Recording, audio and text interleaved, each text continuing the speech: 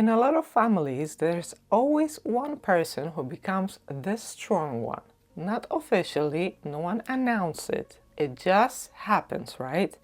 The one who stays calm, the one who doesn't need much, the one who handles literally everything, the one others can rely on, and usually that person is proud of it. You might be. And it feels good to be reliable, to be competent, to be steady when things aren't, but there's something underneath that role that doesn't get questioned very often. Did you choose it or did it form around you? Because there is a difference between I can handle this and I have to handle this.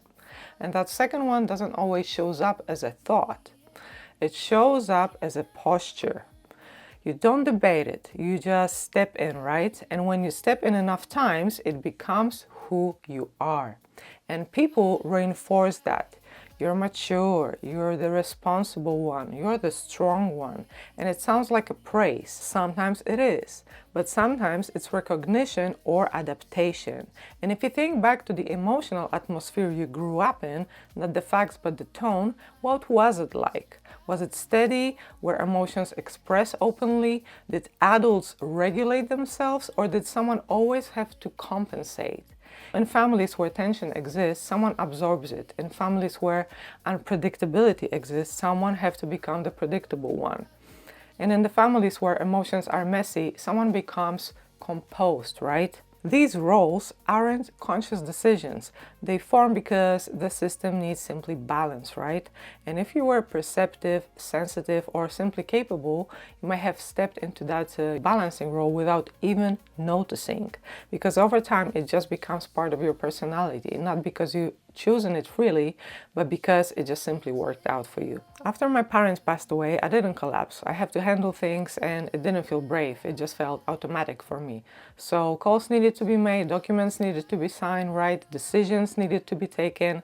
And I literally just took them all. And people said I was strong, and maybe I was, but what stood out later wasn't what I did during that chaos, but what didn't happen afterward.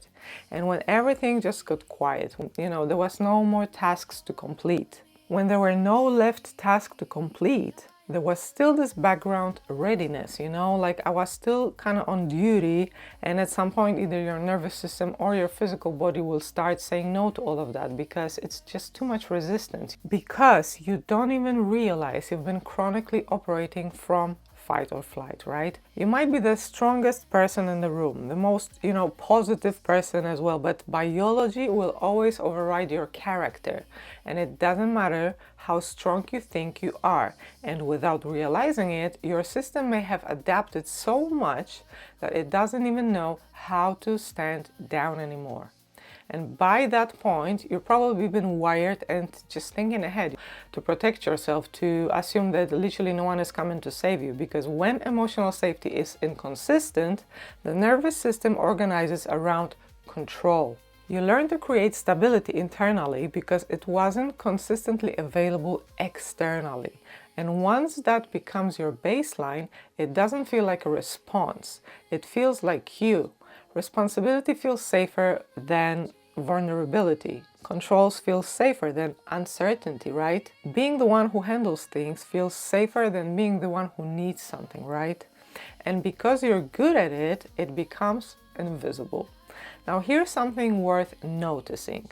When someone says, "Let me take care of that," what happens inside of you? Do you feel relief or do you feel resistance? When you're overwhelmed, do you reach out? Or do you move faster? When life slows down, do you relax? Can you relax? Or do you feel slightly restless? These are small indicators of where your safety lives. There's a difference between choosing independence and only feeling safe when you're self-reliant. One is grounded and the other is conditioned. And that difference shapes literally every aspect of your life. Your relationships, your work, your rest, even how much you allow yourself to receive from others. Because when you're always the strongest one, people just don't check on you in the same way, right? They assume you're just fine. You become the container and not the one to be contained. And if that goes on long enough, you forget what it feels like to be emotionally held without earning it first. You might even feel uncomfortable when someone tries, because needing feels unfamiliar and unfamiliar feels unsafe. But unfamiliar doesn't mean unnecessary. If this resonates, this isn't about taking your strength away. You needed it, right? There were seasons where being composed simply helped you. That was your survival mode. Here's the part that matters the most. If your strength was built in an environment where you couldn't rely on anyone else, then it isn't just strength, it's protection. And protection is useful, but protection running on your identity long term will cost you intimacy, rest, and softness. So the real work isn't becoming less strong, it's becoming strong enough to not need control in order to feel safe. And that's different. That's adult strength, the kind that you can say, I can handle this, but you don't automatically assume, I am the only one who will.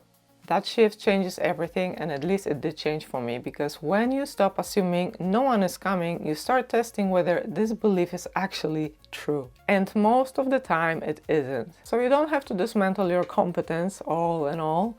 You don't have to stop being capable. You just have to notice when you're stepping in from fear instead of from your own choice. If it's a choice, your body feels steady. But if it's a fear, your body feels braced, and that bracing is what eventually just exhausts you. Real strength isn't constant readiness, it's just the ability to relax when nothing is literally on fire. And if you can't relax, it's not strength, it's just over adaptation. And once you see that, you cannot unsee this. If this is something you are navigating right now, there are 3 resources in the description below, so just take what feels useful and leave the rest. And in the next video, we are going to go deeper into something connected to the subject. Why being alone can feel easier than being close. Because once your self-reliance becomes safety, closeness can feel destabilizing, and that deserves its own conversation. I will see you there.